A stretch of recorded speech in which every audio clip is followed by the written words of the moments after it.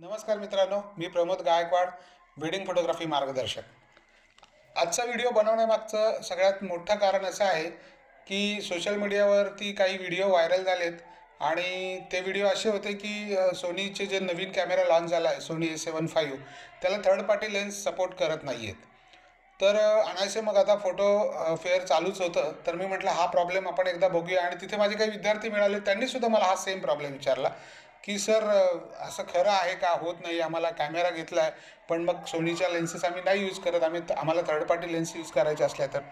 तिथे बऱ्याचशा कंपनीचे थर्ड पार्टी लेन्सेसचे स्टॉल होते, बट कोणी मला तसं म्हणजे चान्स दिला नाही. पण टॅमरॉन कंपनीने मला स्पेशली चान्स दिला, कारण टॅमरॉनचा जिथे स्टॉल होता तिथल्या मी सेल्स ऑफिसर आणि तिथल्या अधिकाऱ्यांशी जेव्हा चर्चा केली की सर असा असा प्रॉब्लेम मला वाटतोय आणि त्याचं काही उत्तर मिळेल का, त्या कंपनीने डायरेक्ट माझ्या हातात सोनीचा जो कॅमेरा होता तो दिला आणि त्यासोबत टॅमरॉनची जी स्पेशली जास्त यूज केली, मी पण ती स्वतः पर्सनली यूज करतो, 2875 2.8G2 लेन्स, ती यूज करायला दिली. आणि ती लेन्स तुम्ही विश्वास नाही करणार की मी त्या सोनी कॅमेराला लावल्यावर मला असं काहीच वाटलं नाही की म्हणजे तिला कुठे फोकसिंगला प्रॉब्लेम येते, कारण कंपनीचं मॉडेल तिथे अवेलेबल होतं, ज्या मॉडेलचं मी शूट केलं कंपनीने परमिशन दिल्यावर, आणि अतिशय उत्तमरित्या ते शूट झालं. त्याच्यामध्ये मला फोकसिंगचा कुठेही अडथळा जाणवला नाही किंवा शार्पनेसबद्दल मी, कारण फोटोज पण चेक केले, मी ते फोटो अपलोड करतो आहे. आणि माझी अशी विनंती आहे की असे कुठलेही गैरसमज फोटोग्राफरमध्ये पसरवू नयेत